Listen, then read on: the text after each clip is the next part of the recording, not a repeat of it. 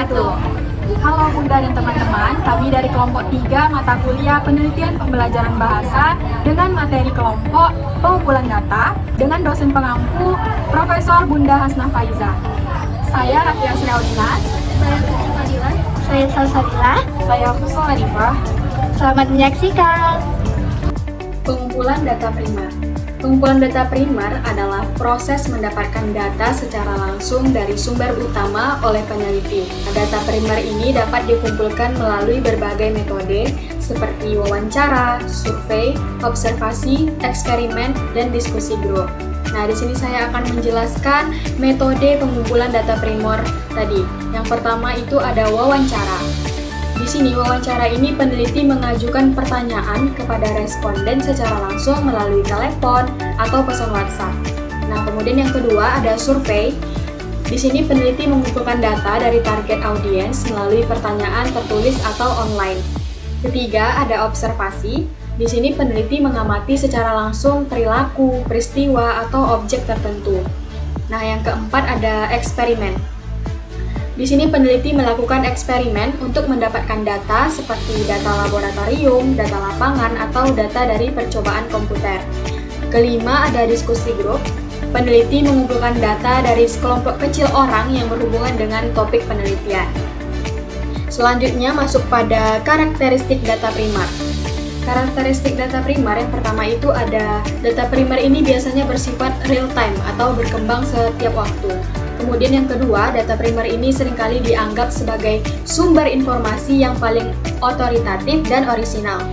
Yang ketiga, data primer ini sangat penting dalam penelitian dan analitik statistik. Nah, jadi sebelum memilih metode pengumpulan data, tujuan penelitian dan populasi sasaran perlu diidentifikasi terlebih dahulu. Selanjutnya ada data sekunder. Nah, pengumpulan data sekunder adalah proses mengumpulkan dan menganalisis data yang sudah tersedia dari sumber lain, bukan data yang dikumpulkan langsung oleh si peneliti. Data sekunder ini biasanya diperoleh dari dokumen, laporan, jurnal ilmiah, buku, artikel, berita, database statistik, atau sumber online lainnya.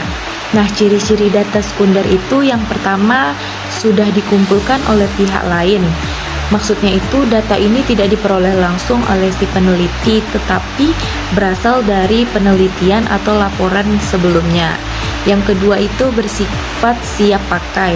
Nah, data sekunder ini sudah tersedia dan bisa langsung digunakan untuk menganalisis tanpa perlu proses pengumpulan di lapangan. Dan yang ketiga ada sumber yang beragam. Nah, data ini bisa berasal dari instansi pemerintahan, lembaga penelitian, perusahaan, media, atau akademisi. Selanjutnya kita akan membahas tentang angket penelitian. Angket penelitian adalah salah satu alat atau instrumen yang digunakan dalam penelitian untuk mengumpulkan data dari responden. Responden adalah orang yang memberikan tanggapan.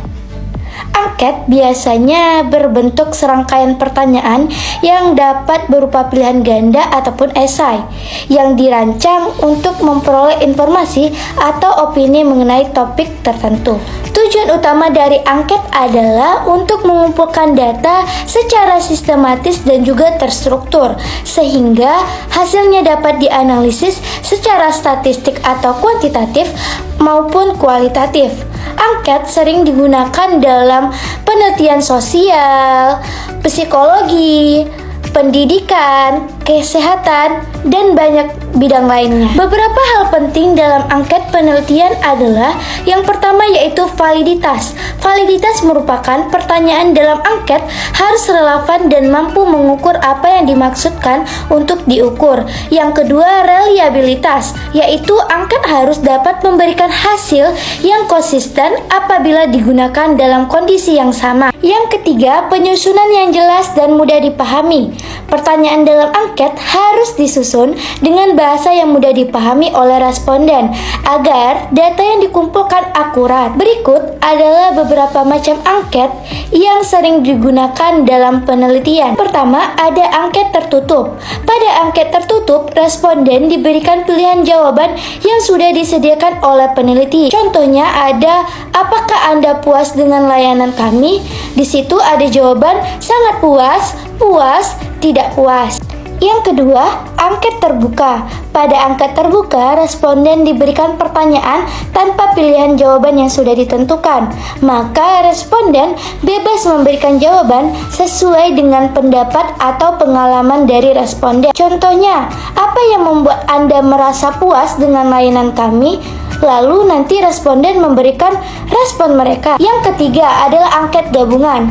Angket gabungan adalah kombinasi antara pertanyaan terbuka dan juga tertutup. Nah, baiklah, selanjutnya yakni mengenai teknik pengumpulan data. Menurut Sugiono tahun 2017, teknik pengumpulan data merupakan data yang dapat dilakukan dengan observasi atau pengamatan, kuesioner atau angket, interview atau wawancara, dan juga dokumen. Yang pertama yakni observasi. Observasi adalah teknik pengumpulan data dengan cara mengamati secara langsung objek penelitian. Nah, pengamatan ini dilakukan secara sistematis untuk fenomena yang tampak baik dalam bentuk perilaku, kejadian, maupun kondisi tertentu. Nah, yang kedua yakni kuesioner atau angket. Kuesioner atau angket ini merupakan teknik pengumpulan data dengan memberikan daftar pertanyaan atau pernyataan kepada responden. Nah, responden menjawab pertanyaan tersebut secara tertulis sesuai dengan pengalaman atau pendapat mereka, sehingga peneliti dapat mengumpulkan data dalam jumlah yang besar dengan waktu yang lebih efisien. Nah, yang ketiga yakni wawancara. Wawancara adalah metode pengumpulan data dengan cara berkomunikasi secara langsung antara peneliti dengan responden. Nah, proses ini dilakukan secara tatap muka atau melalui media komunikasi lain, di mana peneliti mengajukan pertanyaan secara lisan untuk mendapatkan informasi mendalam dari responden. Nah, yang keempat yakni dokumentasi atau dokumen. Nah, ini adalah teknik pengumpulan data yang diperoleh dari dokumen tertulis, foto, video, atau arsip lain yang telah ada sebelumnya. Nah, dokumen ini bisa berupa laporan, catatan, sejarah, buku sejarah, atau sumber lain yang lebih relevan dari penelitian. Sekian dari kelompok kami. Terima kasih.